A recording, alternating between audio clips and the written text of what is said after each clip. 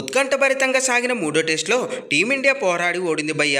కష్టసాధ్యమైన పిచ్పై 193 పరుగుల లక్ష్యంతో బ్యాటింగ్ దిగిన భారత్ రెండో ఇన్నింగ్స్లో 170 పరుగులకు ఆలౌట్ అయింది. ఫలితంగా ఇంగ్లాండ్ 22 పరుగుల తేడాతో విజయం సాధించింది. రవీంద్ర జడేజా 4 ఫోర్లు 1 సిక్స్ సాయంతో 61 నాటౌట్ చివరి వరకు క్రీజులో ఉన్నప్పటికీ మరో ఎండ్లో అతడికి తోడుగా నిలబడే ప్లేయర్ లేకపోయాడు. దాంతో భారత్ ఓడిపోయిందనే చెప్పాలి. అయితే ఈ మ్యాచ్లో ఓడిపోవడానికి టీమిండియా తొలి ఇన్నింగ్స్లో చేసిన ఒక చిన్న తప్పే కారణం.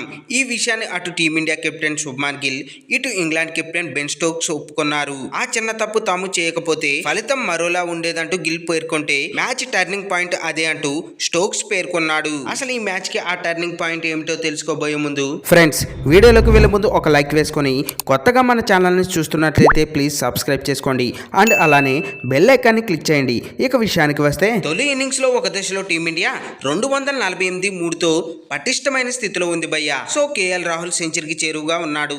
లంచ్ లోపు రాహుల్ సెంచరీ పూర్తి చేయించాలని తొందరలో పంత్ తీసుకున్న ఒక నిర్ణయం టీమిండియా భారీ మూల్యం చెల్లించుకునేలా చేసింది. బషీర్ బౌలింగ్ లో కవర్స్ లోకి ఆడిన పంత్ అవసరం లేకపోయినా రాహుల్ కు స్ట్రైక్ ఇవ్వాలనే ప్రయత్నంలో పరుగు కోసం ప్రయత్నించాడు. ఆ ప్రయత్నంలో రిషబ్ పంత్ అవుట్ అయ్యి పెవిలియన్ బాట పట్టాడు. సో ఈ మ్యాచ్ లో ఇదే టర్నింగ్ పాయింట్ గా చెప్పుకోవచ్చు. ఒకవేళ పంత్ రన్అట్ అవ్వకుండా ఉంటే అతడు కూడా సెంచరీ చేసి ఉండేవాడు. భారత్ సులభంగా 50-70 పరుగుల ఆధిక్యాన్ని సాధించి ఉండేది. అదే జరిగి ఉంటే మూడో టెస్ట్ లో టీమిండియాదే విజయం అయ్యేది. ఇక రెండో ఇన్నింగ్స్ లో కూడా టీమిండియా బ్యాటర్లు చెత్త షాట్స్ తో వికెట్ ని పారేసుకున్నారు. రెండో ఇన్నింగ్స్ లో ఓవర్ నెట్ స్కోర్ 4 వికెట్లకు 58 పరుగులతో బ్యాటింగ్ దిగిన భారత్ 170 పరుగులకు ఆల్అౌట్ అయింది.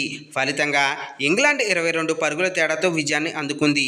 సో ఈ విజయంతో ఇంగ్లాండ్ 5 మ్యాచ్ల టెస్ట్ సిరీస్ లో 2-1తో ఆధిక్యంలో నిలిచింది.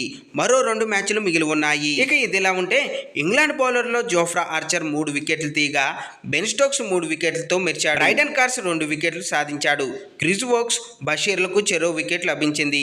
టీమిండియా బ్యాటర్లో కేఎల్ రాహుల్ 39, రవీంద్ర జడేజా 61 నాటౌట్ మినహా మిగిలిన వారందరూ చేతులెత్తేశారు. ఫ్రెండ్స్, దీనిపై మీ అభిప్రాయాన్ని కింద కామెంట్స్ రూపంలో తెలియజేయండి. ఇలాంటి మోర్ క్రికెట్ ఇన్ఫర్మేషన్ వీడియోస్ కోసం మన ఛానల్ని సబ్స్క్రైబ్ చేసుకోండి.